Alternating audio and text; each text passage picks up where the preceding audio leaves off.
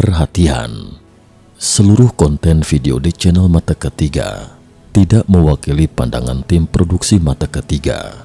Mata Ketiga hanya menyampaikan suatu informasi yang dianggap layak dipublikasikan untuk dikaji bersama. Terima kasih atas dukungan dan perhatiannya. Konon, Leonardo da Vinci adalah orang pertama yang memecahkan rahasia cawan suci, tetapi dia hanya meninggalkan kode di lukisannya. The Da Vinci Code adalah buku terlaris paling kontroversial selama hampir seabad ini. Biarawan Sayon yang digambarkan dalam buku ini selalu menjaga rahasia cawan suci selama ribuan tahun. Benarkah demikian? Apakah Leonardo da Vinci, Newton, Hugo, dan para ilmuwan bujangan terkenal lainnya dalam sejarah ini memang benar-benar anggota biarawan Sayon? Benarkah mereka secara diam-diam mengendalikan jalannya sejarah kita? Apa tujuannya? Mungkin ketika kita keluar dari novel ini, meneliti Leonardo da Vinci dengan cermat, menguraikan manuskripnya, dan mengembalikan latar belakang zamannya, maka tangan hitam yang tersembunyi itu akan muncul ke permukaan secara diam-diam. Mengapa selalu ada wanita misterius dalam lukisan Leonardo da Vinci? Mengapa dia bisa dengan bebas mencatat dalam manuskripnya isi anatomi yang dilarang oleh Vatikan? Di balik semua misteri tersebut, seakan ada suara yang mengatakan bahwa baik The Da Vinci Code maupun kisah biarawan Sayon bukanlah asal karangan belaka. Lantas, apakah memang ada organisasi misterius seperti itu dalam sejarah?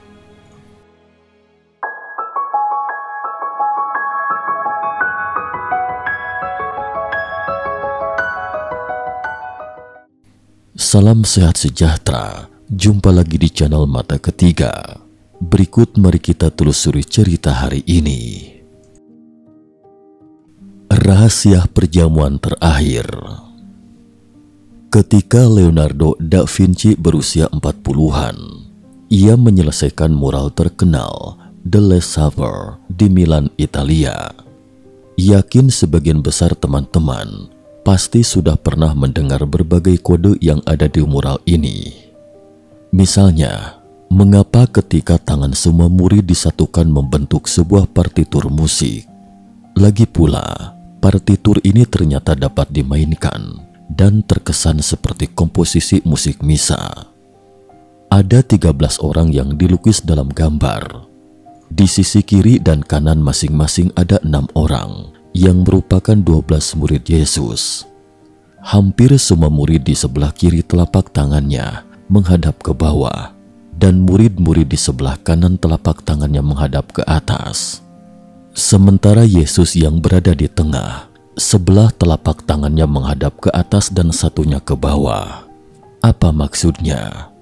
Selain itu, lukisan itu jelas-jelas berjudul Perjamuan Terakhir. Tapi mengapa jendela di belakangnya berlatar siang hari? Kisah dalam lukisan itu dikatakan bahwa Yesus sedang makan malam bersama 12 muridnya. Tiba-tiba ia mengumumkan bahwa salah satu dari muridnya mengkhianatinya. Ketika para murid mendengar hal itu, ekspresi dan sikap mereka seketika berubah dan jadilah lukisan terkenal ini. Menurut Alkitab, Yudas Iskariot berkhianat dengan menyerahkan Tuhan Yesus Kristus kepada imam-imam seharga 30 keping perak. Namun terkait murid Yesus yang berkhianat ini, kami tidak akan memaparkannya secara detail di sini, karena ini adalah cerita lain dengan topik hari ini. Singkatnya, menurut The Da Vinci Code, partitur musik, siang hari, telapak tangan, Yudas dan sebagainya, semua ini bukan intinya. Kode terpenting dalam lukisan itu adalah murid di sebelah Yudas. Logikanya, dia seharusnya adalah Santo Yohanes. Tapi pertanyaannya, Yohanes adalah laki-laki, tetapi gambar dalam lukisan itu terlihat seperti perempuan. Apalagi perempuan ini duduk di sebelah kanan Yesus. Secara logika, dia seharusnya adalah murid yang sangat dekat. Tapi, mengapa dia menjauh seketika dari Yesus saat dia mendengar seseorang mengkhianatinya? Jika ada yang masih ingat The Da Vinci Code, maka pasti tahu bahwa petunjuk dari inti ceritanya adalah mengungkap perihal ini selapis demi selapis. Sebagai informasi singkat yang kami kutip dari Wikipedia, Santo Yohanes atau disebut juga Yohanes Rasul, Rasul Yohanes, atau Yohanes Sang Rasul untuk membedakannya dengan Yohanes Pembaptis, adalah salah satu dari ke-12 Rasul Yesus Kristus. Ia adalah putra dari Zebedeus, ibunya diyakini bernama Salome. Kode terakhir dibagi menjadi 2 lapis. Lapis pertama, ketika kita menghubungkan bahu murid misterius ini dan Yesus, huruf kapital M muncul. Leonardo da Vinci menggunakan M ini untuk menyiratkan identitas sebenarnya yang misterius dari murid tersebut. Selain itu, harap dicatat, Leonardo da Vinci juga mengisyaratkan kepada kita bahwa murid misterius ini adalah seorang wanita berpakaian sejoli dengan Yesus. Selanjutnya pada kode lapis kedua, terangkai bentuk segitiga terbalik antara murid misterius dan Yesus. Segitiga terbalik tersebut dipadukan dengan gestur cakar elang Yesus di atas meja yang sangat mirip dengan cawan. Ini sebenarnya Leonardo da Vinci sedang menyiratkan bahwa murid misterius inilah yang disebut cawan suci. Lalu, apa sebenarnya cawan suci itu? Setelah menelisik kisah The Da Vinci Code, akhirnya diceritakan kepada kita bahwa ternyata cawan suci itu bukanlah cawan sungguhan, melainkan seorang wanita. Wanita ini mengandung darah Yesus seperti cawan yang berisi darah suci. Mengapa biarawan Sion pada generasi selanjutnya selalu menjaga rahasia cawan suci ini selama ribuan tahun? Padahal, inilah yang mereka maksud dengan selalu melindungi garis keturunan Yesus. Dan murid misterius ini, seorang wanita yang mengandung darah Yesus, dapat dengan mudah diuraikan melalui kode M dalam lukisan itu. Dia adalah wanita yang disebutkan berkali-kali dalam Alkitab, Maria Magdalena. Dalam cerita Alkitab Ortodoks, Maria Magdalena adalah salah satu dari beberapa wanita yang ikut berkeliling bersama Yesus dan murid-muridnya. Maria dan para wanita itu juga memberi mereka bantuan materi. Dia menyaksikan Yesus dihukum mati, dan dia termasuk orang pertama yang melihat Yesus setelah Yesus dibangkitkan. Namun sehubungan dengan sosok Maria Magdalena ini banyak versinya. Jadi kami memilih untuk menghindari topik sensitif ini. Dan sebelum lanjut, perlu kiranya kami tegaskan kembali bahwa apa yang kami paparkan di sini tidak mewakili pandangan tim produksi Mata Ketiga. Kami hanya menyampaikan suatu informasi yang dianggap layak dipublikasikan untuk dikaji bersama. Selain itu, konten video ini dibuat bukan untuk tujuan offense pada salah satu pihak, melainkan hanya sebagai pengayaan dan pengulasan ulang teori yang ada pada buku The Da Vinci Code, karya Dan Brown, yang juga diangkat ke layar perak dengan judul yang sama. Lukisan Da Vinci lain yang dipaparkan interpretasinya dalam novel ini, yaitu The Last Supper, yang mengisahkan adegan perjamuan terakhir Yesus dengan ke-12 muridnya sebelum Yesus disalib. Anehnya, Da Vinci tampak lupa untuk melukis cawan Kristus. Tentu saja, para sarjana seni telah mencatat hal ini. Gambar ini sesungguhnya adalah kunci keseluruhan misteri Holy Grail atau cawan suci. Da Vinci membentangkan semuanya secara terbuka dalam The Last Supper. Holy Grail bukanlah sebuah benda. Sesungguhnya Holy Grail adalah seseorang. Pada bagian inilah Brown menampilkan suatu interpretasi yang bisa jadi bertentangan dengan kepercayaan dan iman Kristiani, yang kemudian menimbulkan kontroversi sehingga sejumlah artikel maupun buku ditulis dalam rangka membantah apa yang dipaparkan Brown dalam novelnya itu. Inilah mengapa pada edisi terjemahan bahasa Indonesia yang diterbitkan oleh penerbit Serambi, Jakarta, sampul depannya ditambahi tulisan memukau nalar, mengguncang iman. Sebelum membahas mengenai hal ini, lebih baik kita lanjutkan paparan mengenai siapakah Holy Grail dalam The Last Supper itu, yang ternyata seorang perempuan. Berikut lanjutan kutipannya. The Last Supper adalah lukisan 13 lelaki. Benarkah? Coba lihat dengan lebih teliti. Yesus Kristus di tengah, 6 murid di sebelah kirinya, dan 6 murid lain di sebelah kanannya. Mereka semua lelaki. Bagaimana dengan sosok yang duduk di tempat kehormatan di sebelah kanan The Lord? Tokoh tersebut berambut merah tergerai, kedua lengan lembutnya terlipat, dan dadanya memberi isyarat. Tidak diragukan lagi, itu adalah perempuan. Siapa dia? Itu adalah Maria Magdalena. Namun ada yang mengatakan bahwa Magdalena bukan seperti itu. Konsepsi yang salah itu merupakan warisan dari kampanye negatif yang disebarkan oleh gereja awal. Gereja harus menghapus nama Maria Magdalena untuk menutupi rahasia yang berbahaya, perannya sebagai Holy Grail. Da Vinci jelas sangat tahu kenyataan itu. The Last Supper secara khusus berseru kepada penikmat lukisan bahwa Yesus dan Maria adalah pasangan suami istri. Dalam uraian berikutnya, dinyatakan bahwa Maria Magdalena selain menjadi istri Yesus, juga menulis Injil yang diberi petunjuk oleh Kristus untuk mendirikan gereja Kristen, bukan Peter. Berasal dari keluarga bangsawan, dari keluarga Benjamin. Dan yang paling mengejutkan, dia mengandung benih keturunan Yesus. Ini pengungkapan terbesar dalam sejarah manusia. Tidak saja Yesus menikah, tetapi dia juga seorang ayah. Maria Magdalena adalah cawan suci.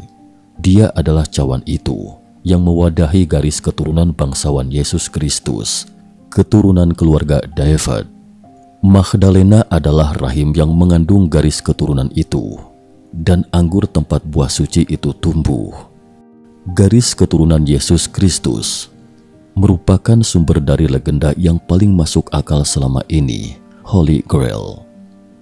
Cerita Magdalena telah diteriakan dari atap-atap rumah selama berabad-abad dengan berbagai metafora dan bahasa. Apakah dokumen-dokumen itu berisi bukti bahwa Yesus punya keturunan?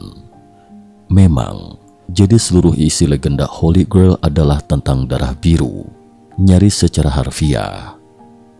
Kata Sangreal berasal dari Saint Grail atau Holy Grail, tetapi dalam bentuk tertuanya, kata Sang Real dibagi menjadi dua kata, Sang Real. Secara harfiah, berarti darah bangsawan. Siapakah keturunan Holy Grail itu? Brown 2004, ayat 352-360, mendeskripsikan nasib Maria Magdalena dan keturunannya. Maria Magdalena hamil pada saat penyaliban. Untuk keamanan anak Kristus yang belum lahir itu, Magdalena tidak punya pilihan lain kecuali melarikan diri dari tanah suci. Dengan bantuan paman Yesus yang dapat dipercaya, Joseph dari Arimatea, Maria Magdalena diam-diam pergi ke Prancis yang kemudian dikenal sebagai Gaul. Di sana dia mendapat tempat berlindung yang aman di komunitas Yahudi. Di Prancis inilah dia melahirkan seorang bayi perempuan namanya Sarah. Kehidupan Magdalena dan Sarah dicatat dengan lebih cermat oleh pelindung Yahudi mereka. Ingat, anak Magdalena termasuk garis keturunan gereja Yahudi, David dan Salomo. Karena alasan ini, orang Yahudi di Prancis menganggap Magdalena sebagai bangsawan suci dan memujanya sebagai nenek moyang dari garis keturunan raja-raja. keturunan Magdalena kawin dengan keturunan bangsawan Prancis dan menciptakan sebuah garis keturunan yang terkenal dengan Merovingian yang mendirikan kota Paris. Dalam novel The Da Vinci Code ini, Brown mengisahkan bahwa Grandmaster kelompok biarawan Sion setelah Zheng Kuktu bernama Jek Sunye. Ada sementara dugaan bahwa sebenarnya nama Grandmaster setelah Zheng Kuktu adalah Pierre Flantor. Siapakah kelompok Priory of Sion? Uraian di atas sebagian telah menjawab pertanyaan tersebut, di mana Leonardo da Vinci yang beberapa lukisannya kita bicarakan di sini, termasuk salah satu Grandmasternya. Priory of Sion merupakan kelanjutan dari Knight Templar yang semasa Perang Salib pada abad ke-12 menjadi penjaga kuil Salomo di Palestina, tempat ziarah umat Kristen, Yahudi, dan Muslim. Novel ini bersifat dekonstruktif. Secara indeksikal, Da Vinci melalui lukisan-lukisannya telah menyangkal keyakinan agama, khususnya Kristiani. Misteri yang sengaja disisipkan dalam lukisan-lukisannya mengakibatkan adanya reinterpretasi tentang berbagai hal, terutama tentang iman Kristiani, tentang Yesus Kristus. Dan Brown pada bagian awal novel ini menyatakan, semua deskripsi karya seni, arsitektur, dokumen, dan ritus rahasia dalam novel ini adalah akurat. Akibat interpretasi semacam inilah, novel Brown ini mendapat berbagai resepsi, baik yang pro maupun yang kontra. Hal semacam Brown ini pernah dilakukan oleh Salman Rushdie dengan novel The Satanic Verses terhadap umat Islam. Hanya Brown tidak mendapat ancaman hukuman mati sebagaimana yang dialami Rushdie oleh Ayatullah Khomeini dari Iran. Barangkali hal itu jugalah yang menjadikan novel ini menjadi bestseller dunia. Selain kelebihan teknik penceritaan yang bersifat kulis, yang cocok dengan mempertahankan suspense ketegangan dalam cerita detektif seperti ini, kelebihan utama novel ini memang terletak pada unsur temanya. Inilah kekuatan diskursif novel Brown yang dilandaskan atas sejumlah riset yang meyakinkan. Novel sebagai teks sastra yang multi-interpretable dan bersifat naratif inilah yang menjadi kelenturan Brown guna menampilkan persoalan krusial seperti Maria Magdalena yang mengandung benih Yesus, juga misteri kelompok rahasia yang telah berumur tua semacam biarawan Sion ini. Inilah kekuatan karya seni yang sanggup menyadarkan kesadaran penikmatnya akan sebuah ideologi, sebuah keyakinan melalui berbagai produksi dan reproduksinya. Leonardo da Vinci dengan berbagai ide-idenya dan sejumlah penemuannya dalam dunia teknik maupun sains, lebih dikenal sebagai seniman, penghasil sejumlah lukisan semacam Mona Lisa. Brown tidak hanya sekedar menulis tentang sebuah novel detektif, tetapi dia telah memproduksi suatu hal, suatu misteri dalam sejarah dunia. Dia tidak hanya sekedar menginterpretasikan lukisan-lukisan Da Vinci, tetapi telah mereproduksi sebuah kelompok rahasia, biarawan Sion, dan ideologi yang beroperasi di baliknya. Dalam kategori Raymond William, novel ini dapat dikategorikan sebagai novel emergent, sebagai suara dari ideologi bangkit yang bersifat counter-hegemonik terhadap versi sejarah resmi Kristiani. Dalam kategori Catherine Belsey, novel ini bersifat interrogatif atau bersifat negasi dalam kategori a theory. Terlepas dari benar atau tidaknya teori dari Dan Brown tersebut, kita boleh mempercayainya atau tidak, tergantung dari paham apa yang kita anut. Sekali lagi, konten video ini tidak bermaksud untuk menyinggung suatu kepercayaan tertentu. Kami hanya ingin menyampaikan balik tentang apa yang diteorikan oleh Dan Brown dan kawan-kawan. Jika Anda tidak percaya akan teori ini, maka bacalah buku Cracking the Da Vinci Code. Di situ isinya menyanggah segala teori yang ada dalam buku The Da Vinci Code dan tetap menebalkan iman Anda sebagai penganut Nasrani. Sesungguhnya kepercayaan itu adalah suatu keyakinan bagi kita, keyakinan untuk menjawab sesuatu yang berkecamuk dalam benak kita. Kami mempercayai Islam karena kami yakin apa yang ada di dalamnya. Anda mempercayai Nasrani karena Anda yakin pada ajarannya, bukan? Begitu juga jika Anda percaya pada Buddha Gautama, Hindu, Konfusius, Lao Tzu, dan lain-lain. Karena kita yakinlah, maka kita percaya. Di penghujung video, Leonardo da Vinci ibarat seorang veteran yang ditinggalkan, berangsur-angsur menua. Bahkan dalam 3 tahun terakhir hidupnya, ia tak segan-segan pergi ke Prancis dan membelot ke Prancis, musuh Italia. Bagaimanapun, Raja Prancis tidak pernah bisa memahami sosok seorang Da Vinci, dan seorang jenius yang mendahului zamannya itu berubah menjadi anak buangan. Menurut penelitian, terdapat lebih dari 15.000 halaman manuskrip yang ditinggalkan Leonardo da Vinci kepada murid-muridnya. Namun yang telah diterbitkan saat ini kurang dari 3.000 halaman dan disembunyikan di suatu tempat. Mungkin masih banyak lagi rahasia Leonardo da Vinci yang tercatat dalam manuskrip yang belum diterbitkan. Lalu di manakah keberadaannya? Ternyata melukis adalah keahlian Leonardo da Vinci yang paling tidak mencolok. Sekian dan terima kasih atas perhatiannya.